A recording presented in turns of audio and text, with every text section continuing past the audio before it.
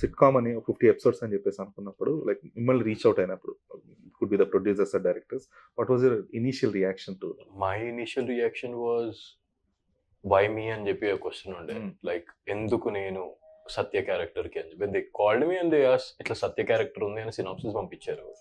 ఒక 2 క్యారెక్టర్స్ పంపించారు. దాని తర్వాత ఐ వాజ్ లైక్ మీకేమనిపిస్తుంది అంటే సత్య అన్నారు. Then I ask them few questions like ఎందుకు నేను అంటే కొన్ని వాళ్ళ ఎక్స్ప్లెనేషన్లో వాళ్ళు చెప్పారు నువ్వు ఇలా ఇలా ఉంటావు కాబట్టి కరెక్ట్గా సెట్ అవుతావు దానికి అది ఇది అని చెప్పి.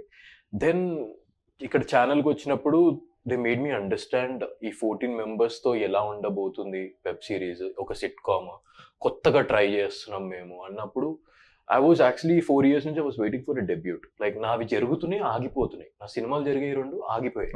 సో నేను అది I was just thinking correct platform వల్ల ఆగిపోయిందో తెలియదు నాకు, కానీ అంత మంచి కోసమే ఐ ఫీల్.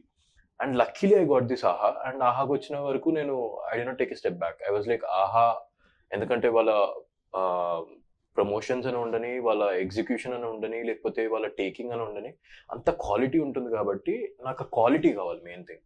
సో ఆ క్వాలిటీ కోసం ఐ హ్యావ్ చూజన్ ఆహా. అండ్ వాళ్ళు నాకు ఈ క్యారెక్టర్ చెప్పినప్పుడు సత్య కరెక్ట్గా సెట్ అవుతావు నువ్వు అన్నప్పుడు, ఆ క్యారెక్టర్ నేను విన్నప్పుడు దీనికి పెద్దగా నేను యాక్టింగ్ చేసే అవసరం లేదేమో అని నాకు అనిపించింది. Because Satya character it self is like వాడికి ఒక plan B, plan A, plan C అనేది ఉంటుంది. లైక్ యూనో వాడి ఎగ్జిక్యూషన్ కూడా కరెక్ట్ ఫోకస్గా ఉంటాడు, వాడి పని వాడు చేసుకుంటాడు, వేరేతో పట్టించుకోడు.